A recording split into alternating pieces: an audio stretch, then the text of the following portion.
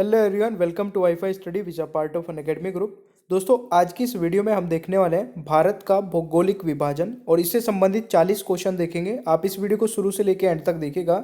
40 में से आप कितने क्वेश्चंस के आंसर सही कर पाते हैं नीचे कमेंट बॉक्स में जरूर बताइएगा। अगर आपको ये वीडियो पसंद आती है तो प्लीज़ वीडियो को लाइक करके अपने सभी दोस्तों के साथ में ग्रुप्स में जरूर शेयर करिएगा। देखिए दोस्तों, मैं टेलीग्राम का लिंक ऑलरेडी आपको कई बार बता चुका हूँ। सौरभ मलिक ऑफिशियल है। इसके क्या क्या बेनिफिट्स हैं, इसको आप अगर ज्वाइन कर लेते हैं तो आपको क्या क्या मिलता है। अगर आप ये फ्री ऑफ कॉस्ट है टेलीग्राम, अगर आप ज्वाइन कर लेते हैं सौरभ मलिक ऑफिशियल, आपको यहाँ पे 5000 एमसीक्यूज़ की जो पीडीएफ है उसकी पूरी सीरीज मिल जाएगी। साथ ही साथ अनअकैडमी की जितनी फ्री क्लासेस होती हैं उनके भी सबके लिंक यहाँ पर आप लोगों को मिल जाते हैं, तो इसको अभी ज्वाइन कर लीजिएगा। दोस्तों, अनअकैडमी प्लस के क्या क्या बेनिफिट्स हैं। अगर आप अनअकैडमी प्लस ज्वाइन करते हैं तो आपको लाइव क्लासेस मिलती है, स्ट्रक्चर कोर्स मिलता है, वीकली टेस्ट, अनलिमिटेड एक्सेस, आप किसी भी एजुकेटर की क्लास देख सकते हैं, पर्सनल गाइडेंस आपको मिल जाती है, टेस्ट एनालिसिस आपको मिल जाता है, एक्सपर्ट की गाइडेंस आपको मिल जाती है, बाकी स्टडी प्लानर, स्टडी मटेरियल, ये सारी चीज़ें आपको मिल जाती है जो कि एक एग्जाम को क्रैक करने में रिक्वायरमेंट होती है। आप स्टडी टेन कोड अप्लाई करके कोई भी सब्सक्रिप्शन ज्वाइन कर सकते हैं। अनअकैडमी की सभी कैटेगरीज में ये कोड एप्लीकेबल है और मैक्सिमम डिस्काउंट इससे आपको मिल जाता है। दोस्तों, एसएससी का कॉम्बैट होता है जो कि संडे टू संडे होता है, अभी 23 जनवरी को है। आप इसमें भी एनरोल कर सकते हैं, इसका लिंक नीचे डिस्क्रिप्शन बॉक्स में, और इसमें भी आप लोगों को कोड यूज करना है स्टडी 10। ठीक है भाई। अभी देखिए 26 जनवरी से आपका सफलता बैच स्टार्ट हो रहा है और इसमें मेरा भी एक बैच आ रहा है जिसमें मैं कंप्लीट कोर्स जो ज्योग्राफी का है वो कवर कराने वाला हूँ। तो आप इसमें भी एनरोल कर सकते हैं और इसमें एनरोल करने के लिए भी आपको कोड यूज करना है स्टडी 10। और यहाँ पर एसएससी कैटेगरी का जो सब्सक्रिप्शन है दोस्तों 24 मंथ का अगर आप ज्वाइन करते हैं तो 325 पर मंथ, और 12 मंथ का सब्सक्रिप्शन आपको 542 पर मंथ मिल जाता है। कोड अप्लाई करेंगे तो और भी डिस्काउंट मिल जाएगा, कुछ कॉइन्स होंगे उनको अप्लाई करेंगे तो और भी डिस्काउंट मिल जाएगा, यानी कि ये सबसे चीपेस्ट है, आप इसको ज्वाइन कर सकते हैं। बाकी सारे टेस्ट फ्री ऑफ कॉस्ट है, आप इनमें एनरोल कर सकते हैं और कोड यूज करेगा स्टडी 10। चलिए शुरू करते हैं आज की सीरीज को, प्लीज़ पूरा एंड तक देखिएगा। दोस्तों, आज की वीडियो का पहला क्वेश्चन है, निम्नलिखित में से कौन सा संगठन भारत के स्थलाकृति मानचित्र की रचना करता है। देखिए, आपको हर एक क्वेश्चन के लिए 3 से 4 सेकंड दिए जाएंगे। अगर आपको क्वेश्चन का आंसर आता होगा तो नीचे कमेंट बॉक्स में जरूर बताइएगा।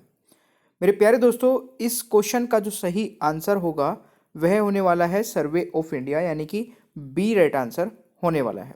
ठीक है। अगर मैं बात करूं दोस्तों सर्वे ऑफ इंडिया की स्थापना कब हुई थी, तो स्थापना हुई थी 1767 में।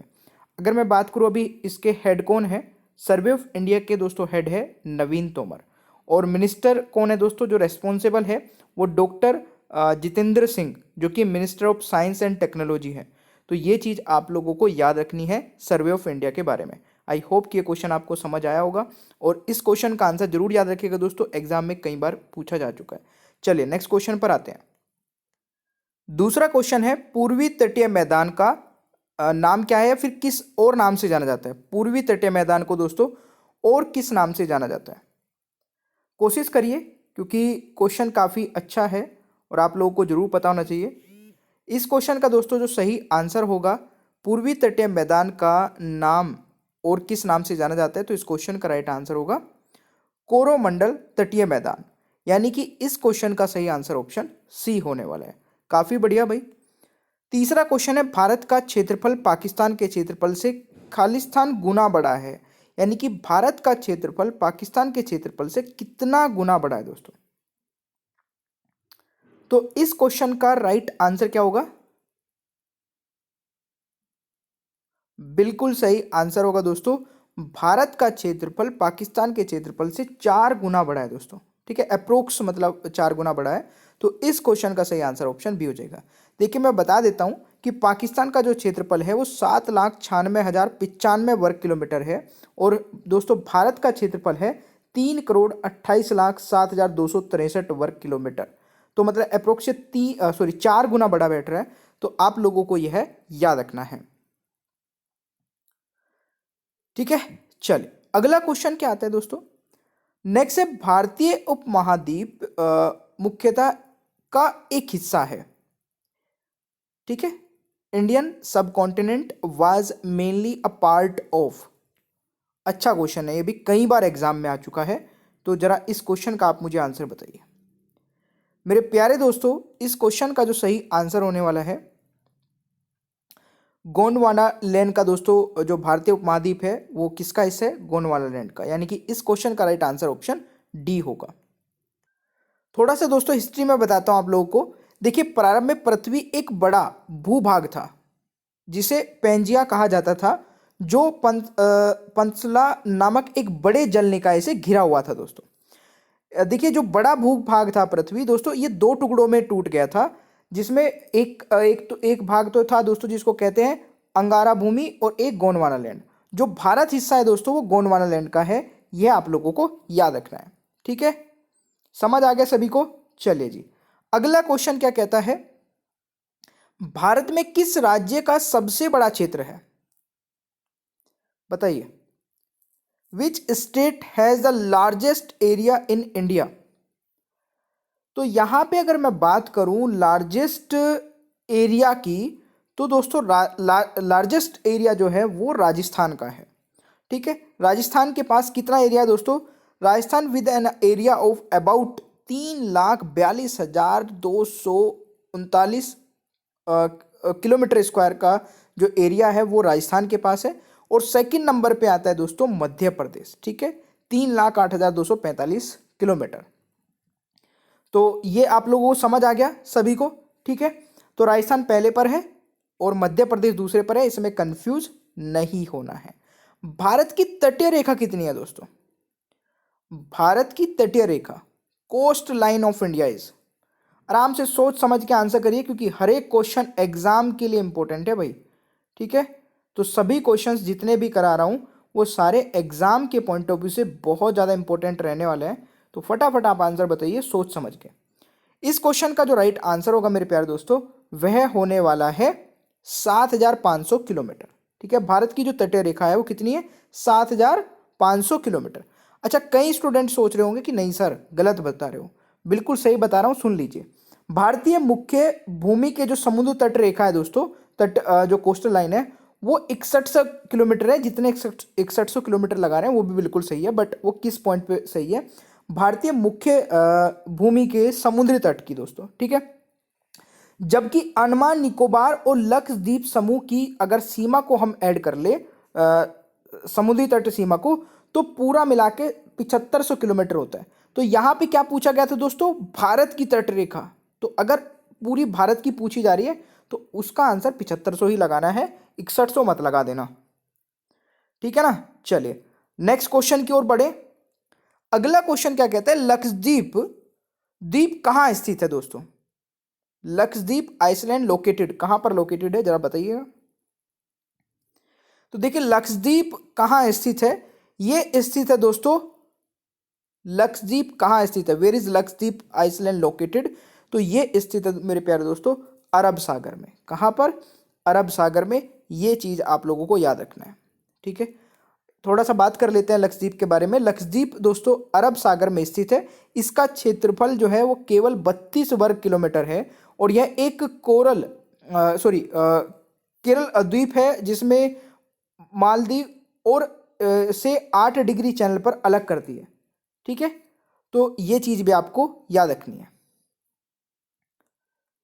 अगला क्वेश्चन, लक्षद्वीप में कितने द्वीप है दोस्तों? लक्षद्वीप कितने छोटे छोटे द्वीप को मिला के बना हुआ है, बताइए जी।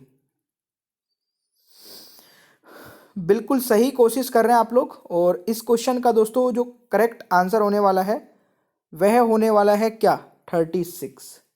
तो ये चीज आप लोगों को याद रखनी है। देखिए लक्षद्वीप एक कोरल द्वीप समूह है जिसमें 36 द्वीप है। इसकी राजधानी दोस्तों कवरत्ती है और इसे 10 डिग्री चैनल द्वारा द्वीपों के दो समूह अर्थात अंडमान द्वीप और लक्षद्वीप में विभाजित होता है। यानी कि अंडमान द्वीप और लक्षद्वीप दोस्तों 10 डिग्री चैनल से अलग होता है। ये क्वेश्चन भी एग्जाम में पूछा जाता है, तो ये भी एक अलग क्वेश्चन है और इम्पोर्टेंट भी है। ठीक है, चलिए अगला क्वेश्चन क्या कहता है, आंध्र प्रदेश और तमिलनाडु के तटीय इलाके के रूप में जाना जाता है।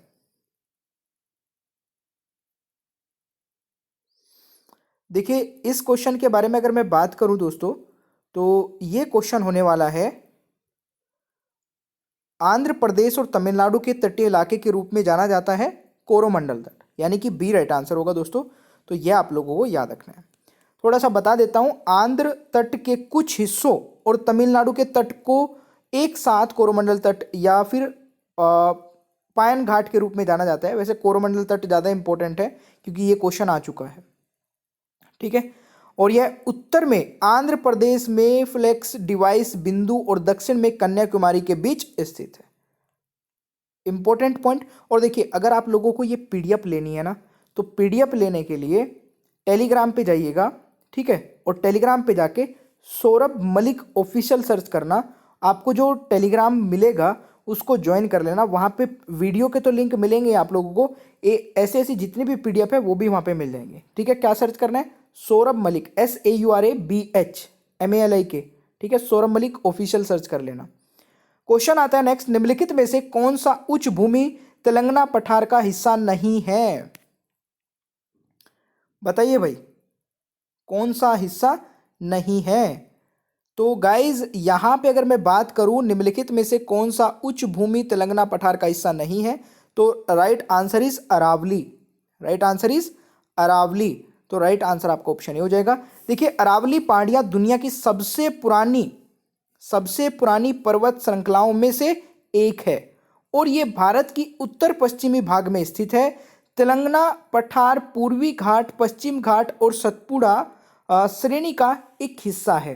तो ये भी एक इंपॉर्टेंट पॉइंट है दोस्तों, नोट करते हुए चलिएगा। निम्नलिखित में से किस भारतीय राज्य में कोई तटीय सीमा नहीं है? बताइए, बहुत इजी क्वेश्चन पूछ लिया मैंने आप लोगों से। निम्नलिखित में से किस भारतीय राज्य में कोई तटीय सीमा नहीं है? तो इस क्वेश्चन का राइट आंसर होने वाला है राजस्थान, ठीक है। क्या होने वाला है? राजस्थान। गुजरात, गोवा, महाराष्ट्र की दोस्तों तटीय सीमा है, बट राजस्थान की नहीं है। तो ये आप लोगों को याद रखना है। थोड़ा सा मैं बता देता हूँ किस किस की है।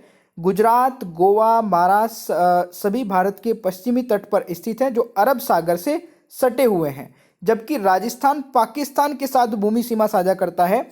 और गुजरात, महाराष्ट्र, गोवा, केरल, कर्नाटक भारत के पश्चिमी तट की स्थित 5 राज्य हैं, ठीक है। तो ये भी आप नोट कर सकते हैं क्योंकि यहां से भी क्वेश्चन पूछा जाए तो आप लोग गलत ना करें। चलिए अगला क्वेश्चन, विलय के लिए किए गए 2 केंद्र शासित प्रदेश दमन और दीव और दादर और नागर हवेली का नया नाम बता दीजिए। नया नाम दोस्तों क्या होने वाला है? देखिए, इस क्वेश्चन का जो राइट आंसर होगा दोस्तों वह क्या होने वाला है? बिल्कुल, इसका दोस्तों जो नया नाम होगा इन दोनों को मर्ज करके दादर और नागर हवेली इस क्वेश्चन का राइट आंसर हो जाएगा, ठीक है जी। देखिए, गृह मंत्रालय ने गुरुवार 19 दिसंबर को घोषणा की कि केंद्र शासित प्रदेशों दमन और दीव और दादर और नागर हवेली भारत के पश्चिमी तट के पास 26 जनवरी 2020 से गुजरात के एक केंद्र शासित प्रदेश में विलय कर दिया जाएगा। नया नाम मर्ज किए गए केंद्र शासित प्रदेश होंगे दादर और नागर हवेली। ऑलराइट, आप लोग इसको नोट कर लीजिएगा। क्वेश्चन आता है, जोजिला पास जोड़ता है, जोजिला पास कनेक्ट्स, किसको कनेक्ट करता है दोस्तों? Very good. अगर यहां पे मैं बात करूं दोस्तों इस क्वेश्चन की, तो राइट आंसर क्या हो जाएगा? Very good. इस क्वेश्चन का जो राइट आंसर होगा वह हो जाएगा श्रीनगर और लेह। जोजिला पास जोड़ता है दोस्तों, श्रीनगर और लेह को जोड़ता है, ठीक है। देखिए, बोमडिला दर्रा अरुणाचल प्रदेश को तिब्बत की राजधानी लासा से जोड़ता है। यह भूटान के पूर्व में स्थित, यह पूर्वोत्तर राज्यों में अरुणाचल प्रदेश में स्थित है। तो इस क्वेश्चन का राइट आंसर दोस्तों आप लोगों को याद रखना है, श्रीनगर एंड लेह को जोड़ता है। ऑलराइट, चलिए जी नेक्स्ट क्वेश्चन आ रहा है, कुल्लू घाटी निम्नलिखित में से किस पर्वत श्रृंखला में स्थित है? देखिए, कुल्लू घाटी निम्नलिखित में से किस पर्वत श्रृंखला में स्थित है मेरे प्यारे दोस्तों? तो इस क्वेश्चन का सही उत्तर होने वाला है, वेरी गुड, धौलाधार और पीर पंजाल, ठीक है। कुल्लू घाटी निम्नलिखित किस पर्वत श्रृंखला में स्थित है? तो धौलाधार और पीर पंजाल इस क्वेश्चन का राइट आंसर हो जाएगा।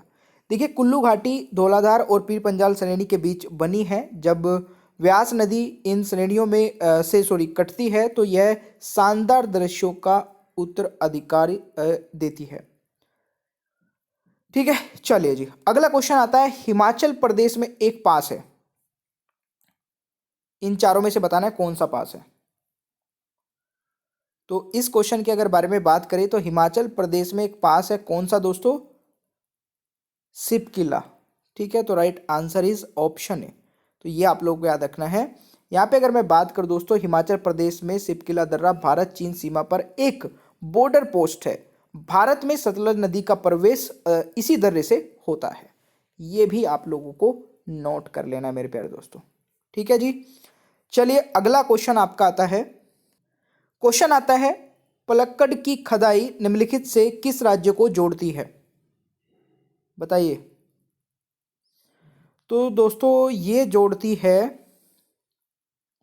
केरल और तमिलनाडु को। ठीक है, केरल और तमिलनाडु यहाँ पे राइट आंसर हो जाएगा। देखिए यह तमिलनाडु और केरल के बीच पश्चिमी घाट में स्थित एक पास है। इसे पालघाट गैप के नाम से भी जाना जाता है। पश्चिमी घाट के अन्य प्रसिद्ध दर्रे थाल घाट और भोर घाट है दोस्तों। तो ये आप लोगों को याद रखना है। ठीक है, क्वेश्चन आता है, खालिस्तान महान हिमालय में एक ठंडा रेगिस्तान है।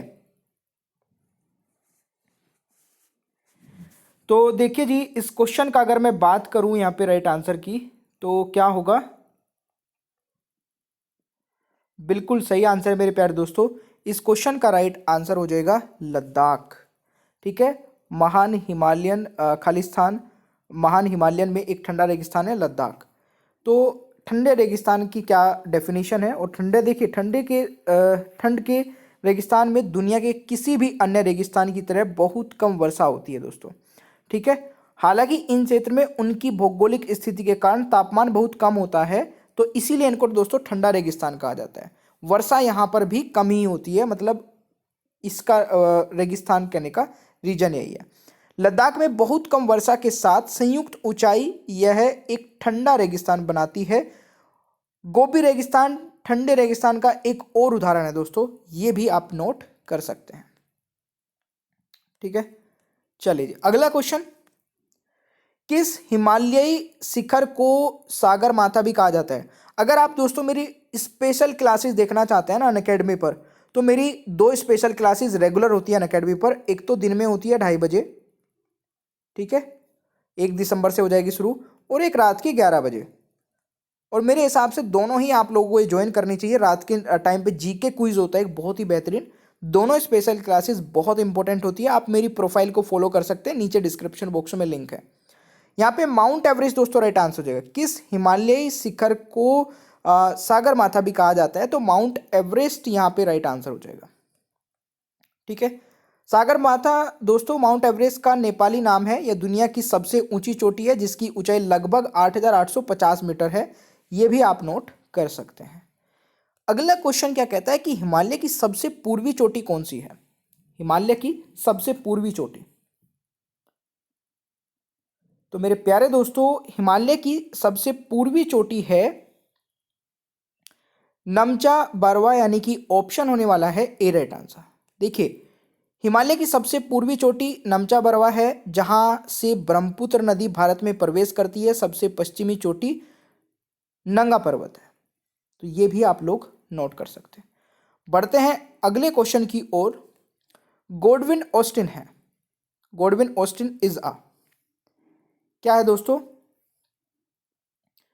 बहुत ही बेहतरीन। गॉडविन ऑस्टिन दोस्तों क्या है? एक पीक है, सॉरी आर नहीं होगा पी होगा, तो प्लीज इसको करेक्ट कर लेना, ठीक है ना,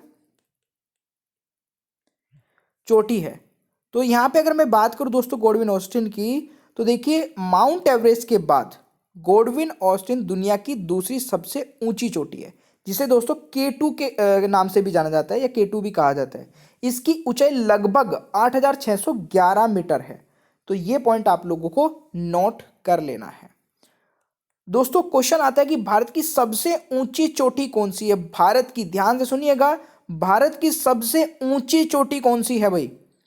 तो भारत की सबसे ऊंची चोटी दोस्तों K2 है, यानी कि गॉडविन ऑस्टिन है। कौन सी है दोस्तों? K2 है। मैंने अभी बताया था K2 भारत की सबसे ऊंची चोटी है और दुनिया में दूसरी सेकंड नंबर पे आने वाली चोटी है, जिसकी ऊंचाई लगभग 8,611 मीटर है। यह काराकोरम श्रेणी में स्थित है। यह भी एक इंपॉर्टेंट है, कई बार पूछ ले जाता है दोस्तों, जो K2 चोटी है यह किस श्रेणी में सबसे हाईएस्ट है? तो यह काराकोरम श्रेणी में स्थित है। कहां पर स्थित है यह भी पूछ ले जाता है। क्वेश्चन आता है, हिमालय पर्वतमाला का हिस्सा कौन सा पर्वत नहीं है? बताइए भाई। तो मेरे प्यारे दोस्तों, इस क्वेश्चन के बारे में अगर मैं बात करूं तो बिल्कुल सही आंसर आप लोग कर रहे हैं और इस क्वेश्चन का राइट आंसर हो जाएगा अरावली। क्या हो जाएगा? Aravalli is the right answer. Himalaya पर्वतमाला का हिस्सा कौन सा पर्वत नहीं है? अरावली नहीं है। देखिए, अरावली के बारे में अगर मैं बात करूं दोस्तों, अरावली हिमालय श्रृंखला का हिस्सा नहीं है। यह भारत की उत्तरी पश्चिम भाग में स्थित है। गुरु शिखर लगभग 1722 मीटर की ऊंचाई पर अरावली की सबसे ऊंची चोटी है। यह भी आप लोगों को याद रखना है, अरावली की सबसे ऊंची चोटी गुरु शिखर, जिसकी ऊंचाई कितनी है? 1722 मीटर है। ऑलराइट, चलिए जी, यहां पे भी मैं ये और बता देता हूं, द हिंदू कुश एक 800 किलोमीटर लंबी पर्वत श्रृंखला है जो अफगानिस्तान के मध्यम से अपने केंद्र से दोस्तों उत्तरी पाकिस्तान में फैला है ना? तो ये भी आप लोगों को याद रखना है। देखिए, ग्रेटर हिमालय का दूसरा नाम, ग्रेटर हिमालय का दूसरा नाम जरा बताइए क्या है? तो मेरे प्यारे दोस्तों, ग्रेटर हिमालय का दूसरा नाम है हिमाद्री। क्या है? हिमाद्री, यानी कि ऑप्शन हो जाएगा ए राइट आंसर।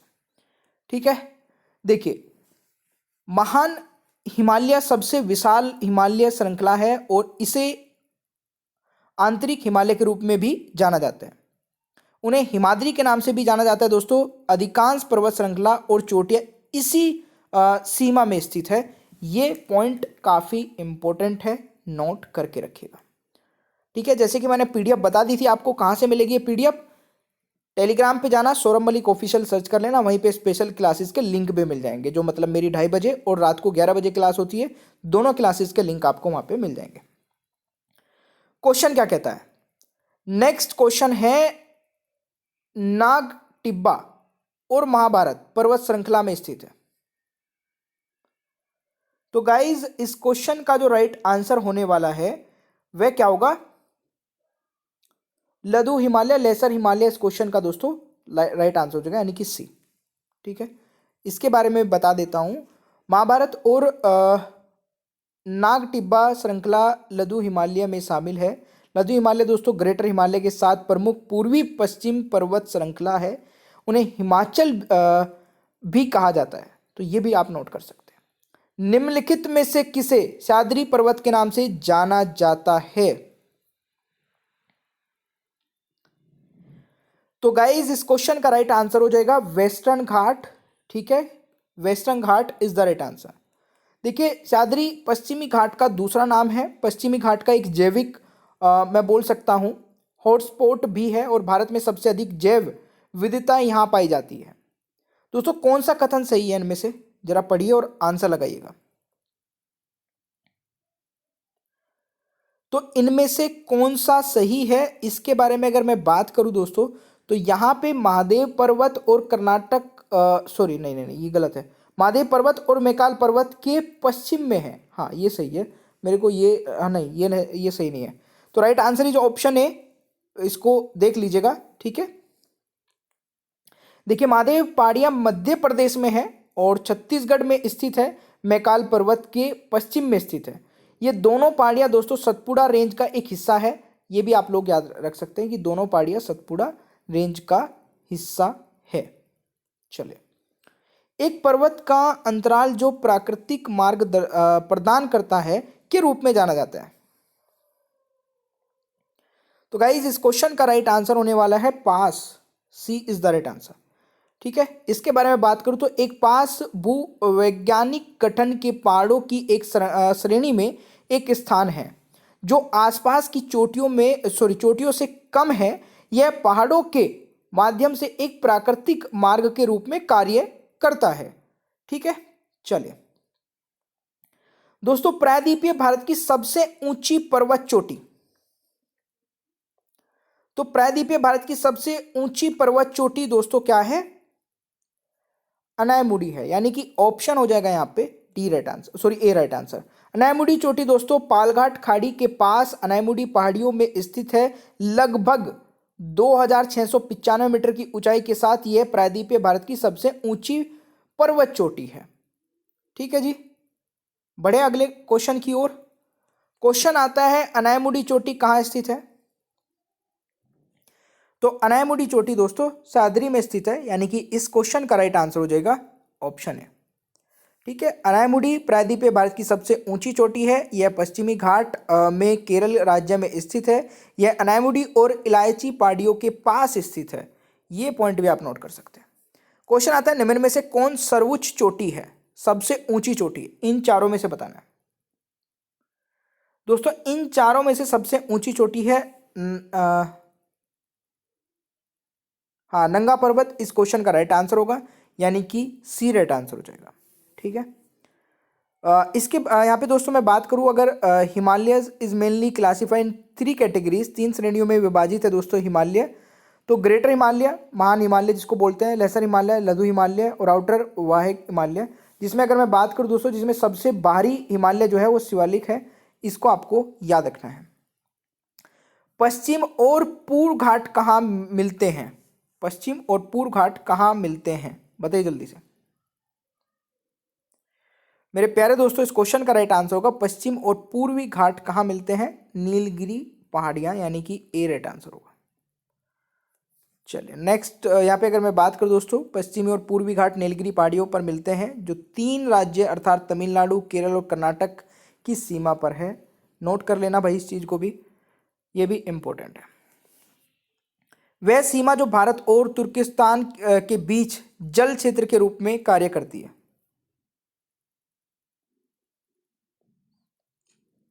तो दोस्तों इस क्वेश्चन का राइट आंसर हो जाएगा कराकोरम, यानी कि सी राइट आंसर हो जाएगा। ठीक है, नेक्स्ट क्वेश्चन है कराकोरम अफगानिस्तान और चीन के साथ भारत का सीमावर्ती क्षेत्र है और भारत और तुर्किस्तान के बीच जल क्षेत्र के रूप में कार्य करता है। अगला क्वेश्चन है नंदा देवी चोटी राज्य में स्थित है, किस राज्य में स्थित है नंदा देवी? तो देखिए Nanda Devi peak is located in state Uttarakhand. कहां पर है? Uttarakhand is the right answer. तो यहाँ पे अगर मैं बात करूँ दोस्तों, नंदा देवी शिखर जो है वो 7816 मीटर भारत के उत्तराखंड राज्य में स्थित है, याद रखना है। क्वेश्चन आता है वह क्षेत्र जो गंगा और सिंधु नदी प्रणालियों के बीच एक जल विभाजन है, बताइए जल्दी से दोस्तों। इस क्वेश्चन का राइट आंसर होने वाला है अंबाला। क्या होगा? Ambala is the right answer. Sorry, क्या पूछा है? वह क्षेत्र जो गंगा और सिंधु नदी प्रणालियों के बीच, हाँ Ambala is the right answer. ठीक है, हरियाणा का अंबाला शहर दोस्तों गंगा और सिंधु नदी प्रणालियों के बीच एक पानी का हिस्सा है। ठीक है, ऑलराइट। भारत में पश्चिमी तट के उत्तरी भाग को कहा जाता है, जल्दी बताइए क्या कहा जाता है? तो गाइज इस क्वेश्चन का राइट आंसर क्या हो जाएगा?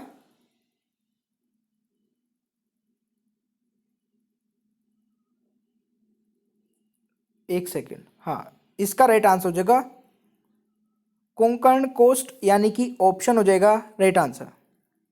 ठीक है, देखिए अगर मैं बात करूं भारत में पश्चिमी तट का उत्तरी भाग को कोंकण तट के रूप में जाना जाता है। यह महाराष्ट्र, गोवा और कर्नाटक के कुछ हिस्से में फैला है। ध्यान से सुनिएगा दोस्तों, कई बार आ जाता है कौन कौन से राज्य के हिस्से में फैला है? महाराष्ट्र, गोवा और कर्नाटक। भारत की सबसे लंबी झील का नाम बताइए। भारत की सबसे लंबी झील का नाम दोस्तों कौन सा है? तो भारत की सबसे लंबी झील का नाम है, चलिए बिल्कुल सही है, वेम्बनाड झील इस क्वेश्चन का दोस्तों राइट आंसर हो जाएगा। ठीक है, तो ये आप लोगों को याद रखना है। इसकी जो लंबाई है दोस्तों वो 96.5 किलोमीटर है और लंबाई है, इस झील की चौड़ाई दोस्तों 14 किलोमीटर है। ये आप लोग याद रख सकते हैं। किस राज्य की सबसे लंबी तट रेखा है?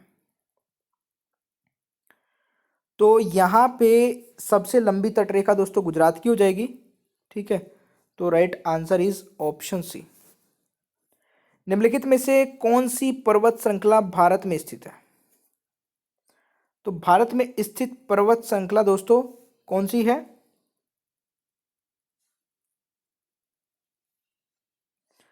पीर पंजाल। ठीक है, मैंने यहाँ पे लिख दिया है सारी कौन सी जो है पर्वत श्रृंखला किस देश में है। ठीक है,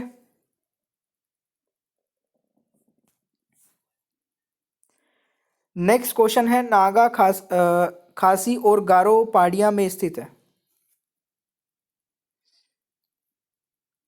तो ये स्थित है दोस्तों पूर्वी सीमा पर, यानी कि A is the right answer. Naga Khasi और गारो पहाड़ी सभी उत्तर पूर्वी भारत में स्थित है। कराकोरम, जास्कर और हिमालयन रेंज भारत के उत्तर पश्चिमी हिस्से में है। तो ये आप लोगों को याद रखना है दोस्तों। नेक्स्ट क्वेश्चन है बाल्टोरो ग्लेशियर में स्थित है।